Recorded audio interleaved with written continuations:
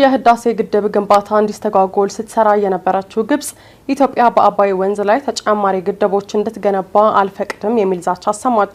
ታላቁ የህዳሴ ግድብ ግንባታ ተጀምሮ እስከሚጠናቀቅ ድረስ ግብጽ ባገኘችው አጋጣሚ ሁሉ ግንባታውን የሚያስተጓጉል የዲፕሎማሲ ስራ ስትሰራ መቆየቷ ይታወቃል። ሆኖም የኢትዮጵያ መንግስት ይህንን የግብጽ ጫና ተቋቁሞና ህዝቡን አስተባብሮ ግድቡን ባሳለፍነው 2017 ዓ.ም ጳጉሜ 4 ለምረቃት አብቅቶታል። የኢትዮጵያ መንግስትና ህዝብ የህዳሴ ግድቡን ያለ ግብጽ ይሁንታና ፍቃድ ያጠናቀቁት ቢሆንም ግብጽ ግን ሌላ ግድብ በአባይ ወንዝ ላይ እንዲገነባ አልፈቅድም የሚል ዛቻ አሰምታለች። ኢትዮጵያ በአባይ ወንዝ ላይ ተጨማሪ ግድቦች እንድትገነባ ግብጽ ፈጽሞ አትፈቅድም ሲሉ የተናገሩት ደግሞ የሀገሪቱ የውሃ ሀብትና መስኖ ሚኒስትር ሀኒስ ዊላም ናቸው። ሚኒስትሩ ከትናንትና በስቲያ በሰጡት መግለጫ ኢትዮጵያ ታላቁ የህዳሴ ግድብን ጨምሮ በአጠቃላይ 4 ግድቦችን በወንዙ ላይ ለመገንባት ያወጣችው እቅድ አዲስ አይደለም፣ ቀድሞም እናውቀዋለን ብለዋል።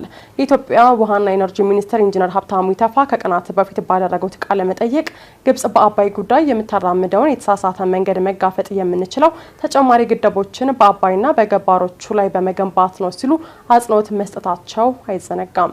ጀምረን አልባጆ አርጆ ለሰት ለውስራይ ነው አንገር ላይ መጠቀም መቻል አለብን። ወደዛ የሚፈስ ነው አቅም ከፈቀደን ወደ ዳቡስ ወረድ ብለን መጠቀም መቻል አለብን። በቤኒሻንጉልና ኦሮሚያ አካባቢ ያለ ትልቅ ውሃ የሚወጣበት እዚህ ወደ ከጓጽዮን ወደ ጎጃም በሚሻገረው አካባቢም ትልቅ ፖቴንሻል የሚፈጥሩ ቦታዎች አሉ። ከአጽሮ ፓወር ጋር በተገናኘ እዛ መጠቀም መቻል አለብን።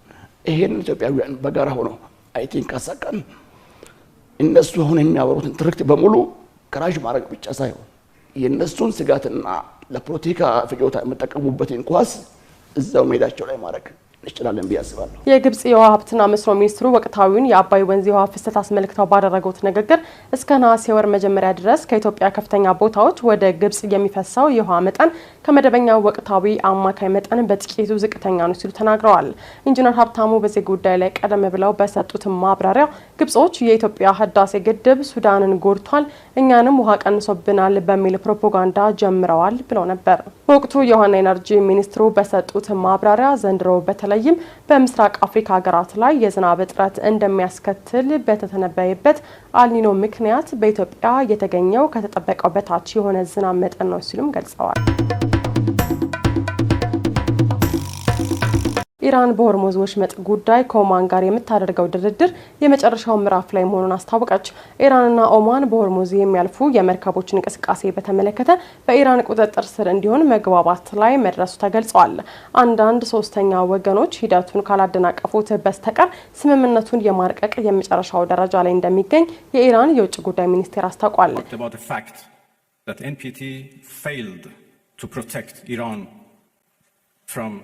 and its peaceful nuclear program, and this is a serious challenge.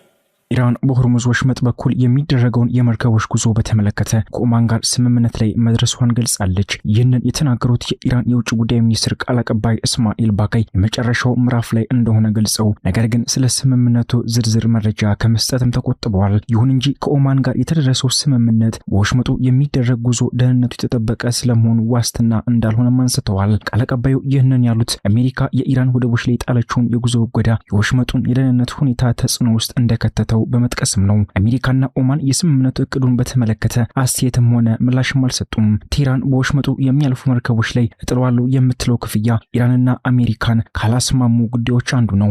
ኢራን በወሳኙ የባህር መስመር የሚያልፉ የመርከቦች ከሚይዙት የጭነት ዋጋ ውስጥ ከ5 እስከ 7% ክፍያ መሰብሰብ እንደምትፈልግ መናገሯን ሮይተርስ ይዞ የተወጣውን መረጃ መዘገባችንም ይታወሳል። ኦማን በበኩሏ ከኢራን ጋር በምታደርገው ንግግር ላይ የክፍያ መጠኑን 3 ገደማ እንዲሆንም ጠይቃለች። የአሜሪካ ፍላጎት ደግሞ ምንም አይነት ክፍያ እንዳይኖር መሆኑን ስታሳውቅ እንደነበር ማይዘነጋም። የሮይተርስ ዘገባ እንደሚያመላክተው የቅርቡ ስምምነት ቴህራን ወደ ፋርስ ባህረ ሰላጤው የሚገቡ መርከቦች ጉዞ ቁጥጥር እንዲኖራት ያደርጋል የሚልም ነው። ባሳለፍነው ማክሰኞ ዕለት የአሜሪካው ፕሬዝዳንት ዶናልድ ትራምፕ ወሽመጡ በቅርቡ የማይከፈት ከሆነ ኢራን እጅግ በከባዱ እንደምትመታ አስጠንቅቀው እንደነበርም ይታወቃል። ትራምፕ ማስጠንቀቂያውን የሰጡት ከፍተኛ የአሜሪካ ባለስልጣናት ከኢራን ጋር የሚደረጉ ንግግሮች በዚህ ሳምንት መጨረሻ በሆርሙዝ የሚደረግ ጉዞን በድጋሚ ለማስጀመር በሚያስችል ደረጃ ማሻሻል እንዳሳዩ ከተናገሩም በኋላም ነው ኢራን ግን ከአሜሪካ ጋር እየተነጋገረች እንዳልሆነና ለመደራደርም እቅድ ሆነ ሐሳብ እንደሌላት በተደጋጋሚም ገልጻለች። ሁለቱ ሀገራትና አሸማጋዮች በሚያደርጓቸው ውይይቶች ውስጥ አንዱ ቁልፍ ጉዳይ የሆርሙዝ ወሽመጥ መክፈትን ያካተተ ነው። የኢራን የውጭ ጉዳይ ሚኒስትር ቃል አቀባይ በሰጡት ጋዜጣዊ መግለጫ ላይ በሆርሙዝ የሚያልፉ መርከቦች የሚከተሉትን ትክክለኛ መስመር በተመለከተ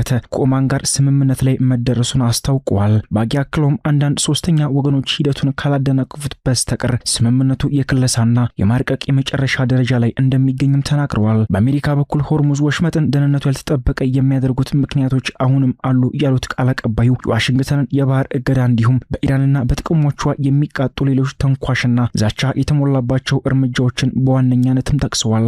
ስምምነቱ የተደረሰበት የባህር መስመር ጊዜያዊና ከ2 እስከ 4 ወራት ክፍት ሆኖ ሊቆይ የሚችል መሆኑን የኢራን የውጭ ጉዳይ ምክትል ሚኒስትር ካዚም ጋሪባዳዲም ተናግረዋል። ይህ በእንዲህ እንዳለ በሮም ከተማ በእስራኤልና በሊባኖስ መካከል በአሜሪካ አወያይነት የተደረገው የቅርብ ጊዜ ውይይት ከተካሄደ ማግስት ለሄዝቦላ ጥሰት ምላሽ ለመስጠት በሚል በደቡብ ሊባኖስ የታለሙ ጥቃቶችን መጀመሩን የእስራኤል ጦር አሳውቋል። የሊባኖስ ጤና ሚኒስትር እንደገለጸው በእስራኤል በደቡቢቷ ቲምቢን ከተማ ላይ በደረሰ ጥቃት አንድ ሰው ሲሞት 12 ሰዎች ቆስለዋል። የእስራኤል ሰራዊት ከዚህ ቀደም በወጣው መግለጫ በቲምቢን በ25 ኪሎ ሜትር ርቀት ላይ በምትገኘው ማኑስሪ መንደር ላይ የማስጠንቀቂያ መልእክት ማስተላለፉና በዚህ አካባቢ በሚገኘው በኢራን በሚደገፈው ቡድን ላይ እርምጃ እንደሚወስድም አሳውቆም ነበር።